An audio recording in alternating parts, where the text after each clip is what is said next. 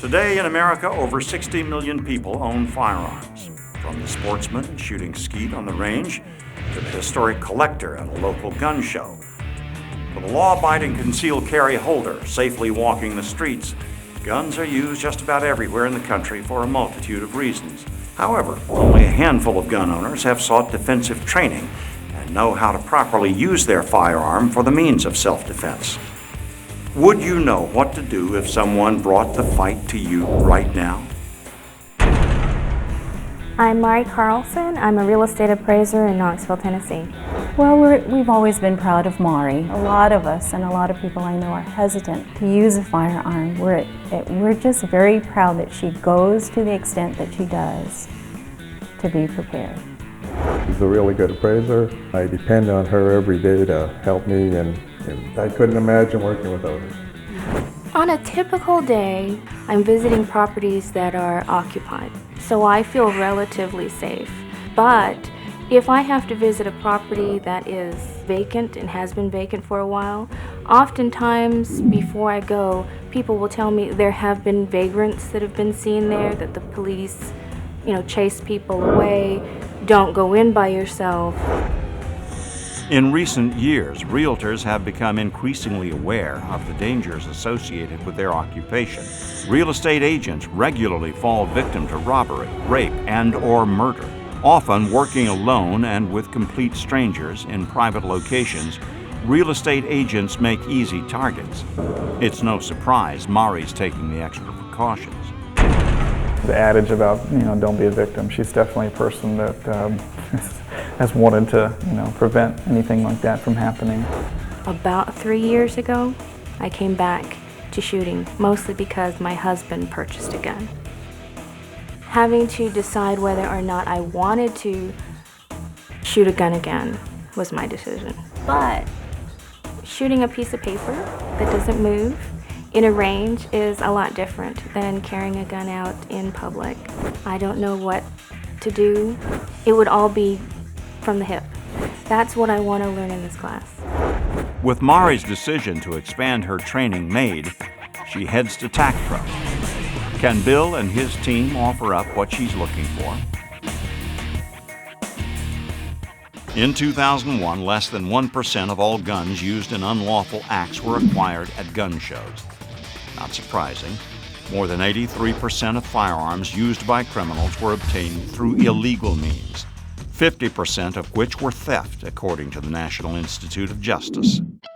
The Tanner Gun Show is one of the largest gun shows in Colorado. Many of the customers are often first-time gun buyers. With safety classes taught at many shows and a huge selection of firearms, it's easy for buyers to purchase a gun and learn how to safely carry and shoot it all in one day. Mari's a real estate agent and concealed carry permit holder. Though she's a dead-on shot, she wants more training. She is, I think, very adept with firearms because she was introduced at a younger age. My experience with firearms is sporadic and mostly because I was afraid of them. I was invited to go to the range just to get over my fear. The first time that I shot a gun was very exciting. When I finished the second or the third time at the range, my uncle who had taken me, was happy that I had done so well and that I was excited about handguns now that I wasn't afraid of them. When I said, maybe I should buy one so I can practice with my own gun, he made it clear to me what kind of responsibility that was. My uncle asked me, are you prepared to kill someone? And really decide whether or not I wanted to take that on, because purchasing a handgun would mean taking on that responsibility. I wasn't prepared for it. Unprepared for the real responsibilities of firearms, Mari's decision to put the gun down and walk away was a difficult but wise choice. The primary purpose of a handgun is personal defense.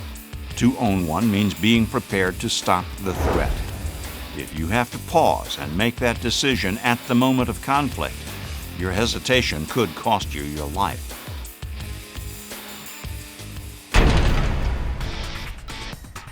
Mari's taken a training class before, but she felt it wasn't enough. It was half a day of classroom training, which was physical safety aspects, basic legal aspects, and range target to make sure that you could accurately hit a target at varying ranges. And I feel like I could go to the range and be safe. It's when I have to start taking into consideration my environment, things that I don't have control over.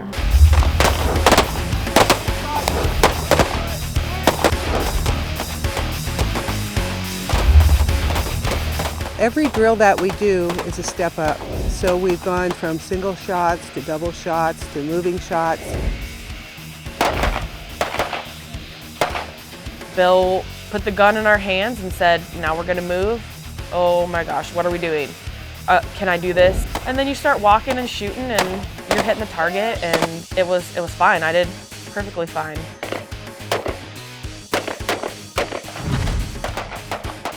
I was definitely hoping that I would do better grouping-wise today than I actually did, but I think I'll get better. I was very happy to come here and just start learning. I don't know if I've learned, as of this morning, anything completely new.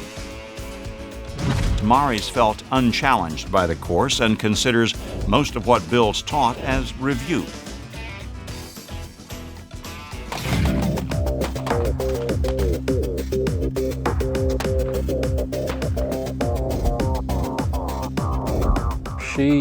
She's the best shot there. She's almost a meek personality. She did have a concealed handgun license, but she never carried because she didn't feel confident. She feels really confident now. With shot after shot hitting the mark, it's obvious Mari's got skill with a handgun.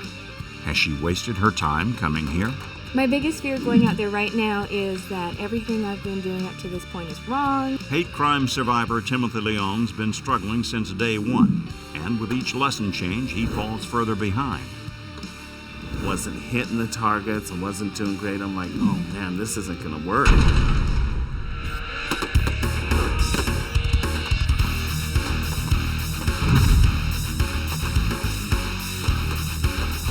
The way that you learn something is through repetition. And if it takes 50 repetitions, we'll teach 50. If it takes 100, we'll teach 100. I start to put a little bit into it now.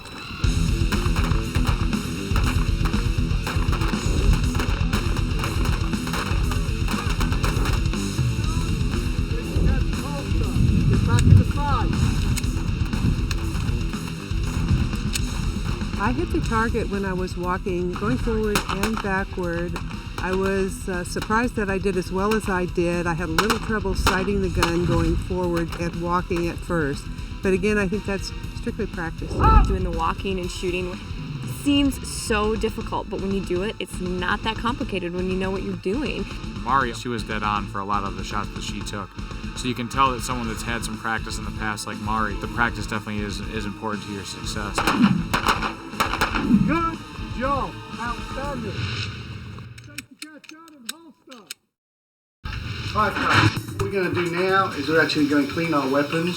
If you look down on the table in front of you, the Nice People from Otis have sent us the best cleaning kit on the market today.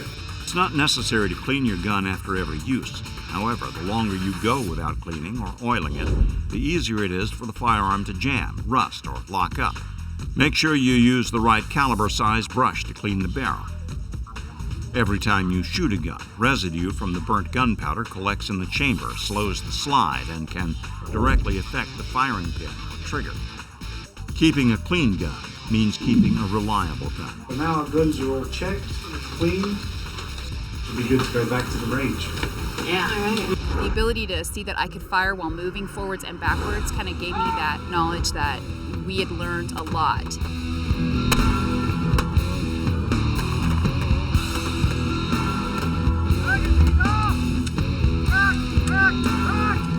I definitely felt like I was more at the bottom of the class this morning. I know the kind of person that I am. I move slower, a little bit more fumbling for me. So as the day went on, I wasn't hitting the targets. I wasn't doing great. I'm like, oh man, this isn't gonna work. I'm just doing such a terrible job, and my family's gonna be all embarrassed. So I was feeling pretty poor. I'm gonna bring this over and I'm gonna cut it off at the joint so you don't have a finger anymore and I don't have to worry about it. I was freaking people out. I'm like, oh man, you got to get it together here. You don't want to hurt anybody. And then Thursday came, and I'm going, oh no, I'm going to just have to go back to, Denver and just say, you know what, I tried, but it didn't work. You shoot yourself in the ass, I will not be sympathetic. In fact, I will probably beat you all the way to the hospital. We're looking around like, what did he do? Timothy needs to be very aware of where his trigger finger is, but just being consciously aware that if the sight's on target, I don't have my finger anywhere near the trigger. Right here crowded up on it, because from right here, I've got to really stick a lot of my body out to be able to see. Really, the bad guy was looking at you, all you would see is a barrel and an eye and maybe the side of your head. Very small target to shoot.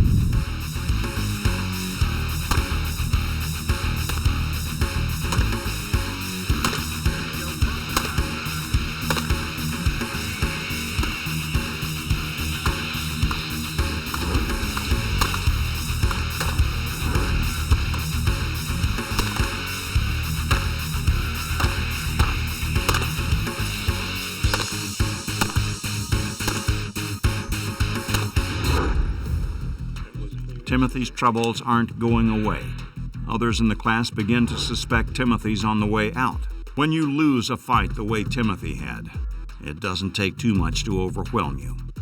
Slowly overcome by his own frustration, Timothy began to consider his exit strategy, asking Bill's van driver to take him back to Fort Worth that night. Bill Davison's course is designed to teach its students more than the fundamentals of firearms. Its aim is to educate its participants how to tactically survive an attack. But sadly, many gun handlers dismiss tactical training as unimportant or unnecessary. Gun handling is considered a finite skill that, if not practiced regularly, will be lost. If you own a firearm and have refused or been unable to get training, you should make the right decision and sign up for classes today.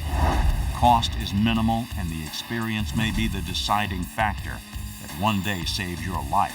I think Bill expected a lot from us. And because he expected us to be competent and proficient and safe, we had to meet his expectations, and we were able to progress really quickly from moving forward and backwards to side, practicing behind barricades and leaning out like we were really cool shooters. And I think the only thing that we didn't do was maybe roll between barricades. It was excitement.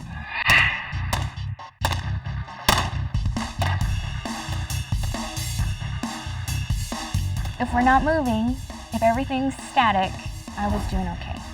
But by noon on day 2, I was with everybody else. Can't do two things at once.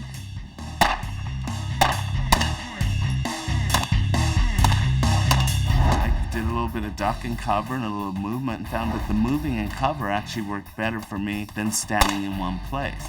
Today definitely got me over that first hump, and I think as it goes along that the nervousness will eliminate and I will be more confident, and I will be very excited by the end of the week to actually go home and share it with my family. And then the staff had, done this whole birthday thing for me. I just thought that was just awesome, and got a care package from home, and I thought, okay, you can't quit. I was psyched up. I am ready. I went through things in my mind, like telling myself, you're not going to be a victim anymore. No one's ever going to walk in my life and hurt my children or the people I love, period. Inspired by the support of his fellow students, Timothy decides to overcome his personal obstacles and finish the course. Good job. 100%, brother. There you go. Now you're talking.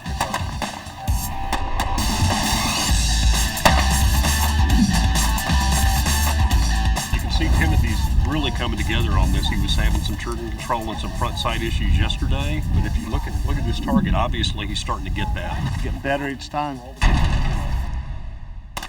I thought that I was able to take away the basic knowledge that Bill wanted us to get. And I thought I was able to understand the importance of practice and repetition, and also seeking out instructors in your personal life, in your hometown, that can help you expand your knowledge base and your skills.